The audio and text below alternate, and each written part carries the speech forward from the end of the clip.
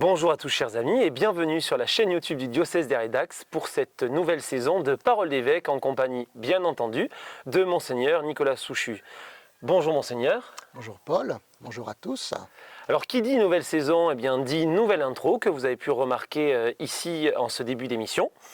Monseigneur, nous enregistrons à Bugloz, en plein cœur des journées mariales de Bugloz, dont le thème était cette année « Faites tout ce qu'il vous dira ». Et nous sommes plus particulièrement devant la maison de partage et de vie Saint-Jean, ici de Bugloz, qui sera inaugurée officiellement dans quelques jours, au mois d'octobre. En clôture, Monseigneur, de cette belle semaine de rentrée pour notre diocèse, vous avez officiellement ouvert le synode diocésain pour 2 années de réflexion intense. Et désormais, quel est le programme ? Alors de fait, le 27 mai dernier, lors de la belle assemblée diocésaine que nous avions eue, j'ai annoncé la convocation d'un synode diocésain et à la fin de ce dimanche qui concluait la semaine mariale, eh bien, j'ai officiellement convoqué le synode diocésain. Ce qui veut dire qu'il y a 3 étapes qui vont arriver très vite. Une première étape qui sera celle de toute l'année et même des 2 années du synode diocésain, c'est que chaque personne dans le diocèse d'Aire et d'Ax comprenne qu'est-ce que ça veut dire que d'être en synode diocésain. Parce qu'il y a des gens qui savent, il y a des gens qui ignorent absolument tout, il y a des gens qui ne veulent rien savoir, il y a des gens qui interprètent. Donc il faut absolument que pédagogiquement, et on va essayer de trouver des moyens pour, tout le diocèse comprenne ce que c'est qu'un synode diocésain. Et puis il y a 2 choses très concrètes qu'il va falloir réaliser avant le 3 décembre, jour de la première convocation de l'Assemblée synodale. C'est premièrement l'organisation des élections, puisque tout le diocèse est en synode, mais l'Assemblée synodale doit représenter l'ensemble de ce qu'est le diocèse, donc on y reviendra peut-être tout à l'heure. Et la deuxième chose, c'est qu'il y a 3 itinéraires pour un thème, oser l'espérance dans nos communautés chrétiennes, et pour chaque itinéraire, il y a un groupe de travail qui est en train de constituer un document de travail qui sera présenté donc le 3 décembre, de façon à ce qu'au début de l'année 2024, l'ensemble des personnes qui le souhaitent puissent constituer des équipes synodales pour travailler sur ces thèmes. Il y a quelques mois, donc vous l'avez dit, vous avez nommé un conseil synodal pour vous accompagner dans ce synode diocésain. En son sein, on retrouve notamment une secrétaire générale du synode, Nathalie Journet, et un coordinateur, Arnaud Lacoin. Quels vont être leurs rôles respectifs ? Pour organiser un synode dans un diocèse, j'allais dire c'est assez facile, parce que nous avons une instruction romaine sur les synodes diocésains. Et donc nous avons suivi tout ce que nous avons pu, la phase préparatoire, la constitution d'un conseil synodal. Et donc dans ce conseil synodal, chacun a une responsabilité. Et puis il fallait nommer un ou une secrétaire générale du synode. Et donc j'ai demandé à Nathalie Journet, qui jusqu'alors était la responsable du service des formations, de bien vouloir assurer cette mission, et elle a accepté.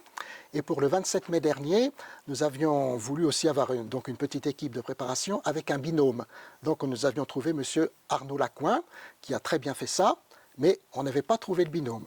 Donc du coup, j'ai demandé aussi à M. Lacoin d'être le coordinateur en lien et avec la secrétaire générale du synode, ce qui fait qu'on a un vrai binôme pour organiser tout ça.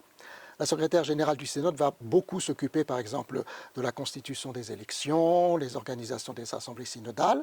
Et je vois bien que M. Lacoin, il est très sensible, lui, au fait que, comme on lui disait tout à l'heure, les communautés chrétiennes, les chrétiens, puissent comprendre ce que c'est qu'un synode et l'organisation donc des équipes synodales, c'est-à-dire de tous ces groupes de travail que nous espérons le plus nombreux possible, qui se mettront en route entre janvier et mars 2024 et janvier et mars 2025. Monseigneur, vous l'avez évoqué tout à l'heure, dans quelques semaines, les fidèles landais seront appelés à voter pour des représentants à l'Assemblée synodale. Et ils voteront par collège, si on peut dire, au sein notamment des paroisses, des services diocésains, des mouvements, sans oublier également les ministres ordonnés.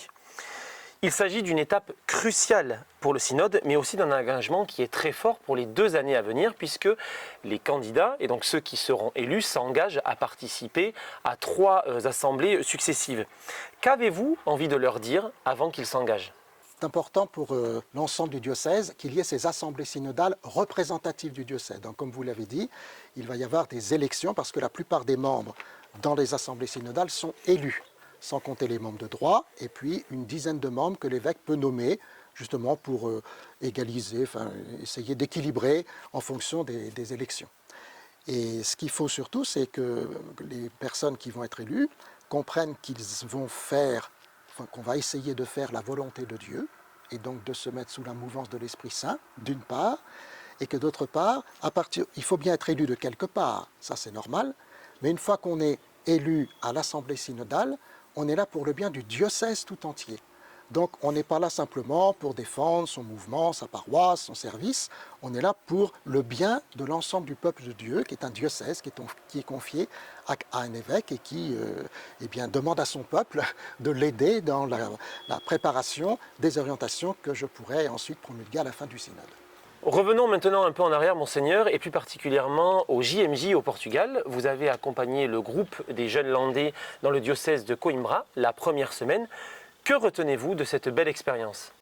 Alors, comme vous l'avez dit, c'était une belle expérience que nous avons vécue. Donc, la semaine à Coimbra était une semaine relativement tranquille, si je puis dire, puisque nous étions accueillis dans une petite ville de 4000 habitants.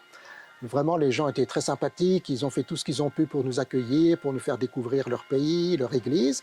Et puis nous avons vécu aussi à Coimbra le rassemblement de tous les diocèses du monde se trouvant justement dans ce diocèse de Coimbra. Et là, c'était déjà, comme les cloches nous le disent, la grande fête des JMJ de Lisbonne. Et ensuite, je les ai effectivement laissés à Lisbonne. Ce que je retiens, c'est d'abord la joie notamment des jeunes.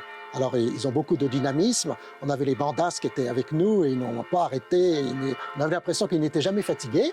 Et puis, la cohésion d'ensemble de l'équipe d'organisation, parce qu'ils ont eu beaucoup de travail. Il y avait des ordres, des contre-ordres, et puis la fatigue aussi qui s'accumulait.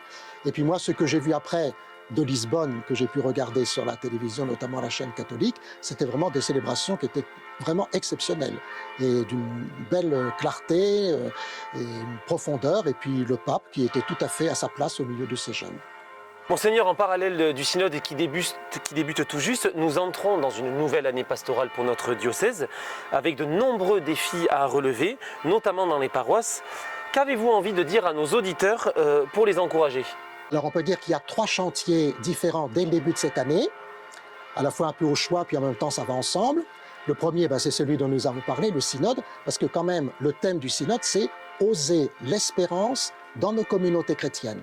Donc ça commence déjà, si je puis dire, depuis 2000 ans, mais comment est-ce que nous osons vraiment l'espérance dans nos communautés chrétiennes? La deuxième chose, c'est en lien avec les prochains Jeux olympiques et paralympiques qui se dérouleront à Paris l'été prochain.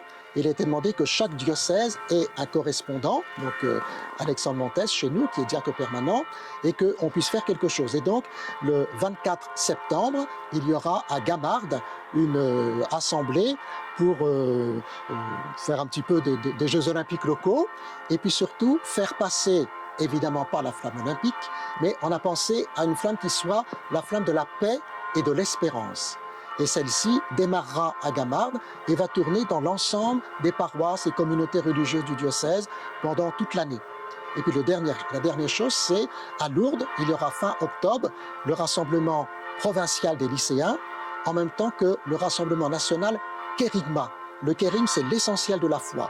Donc ça rejoint bien l'ensemble de la catéchèse et la délégation du diocèse sera assez nombreuse et je serai très heureux de voir comment est-ce que cela s'inscrit dans tous les efforts que nous avons à faire et au retour comment nous pourrons voir l'élan que cela donne. Alors que les cloches sont en train de nous appeler, puisqu'au moment où nous enregistrons, nous nous apprêtons à aller avec vous, Monseigneur, célébrer la messe de cette journée du mardi des journées mariales. Monseigneur, merci beaucoup pour ce temps partagé avec vous et cet échange. Merci à Julie pour la réalisation et le montage. Nous nous retrouverons maintenant le 15 octobre. D'ici là, je vous souhaite à toutes et à tous encore une bonne rentrée et surtout un très beau mois de septembre. À bientôt.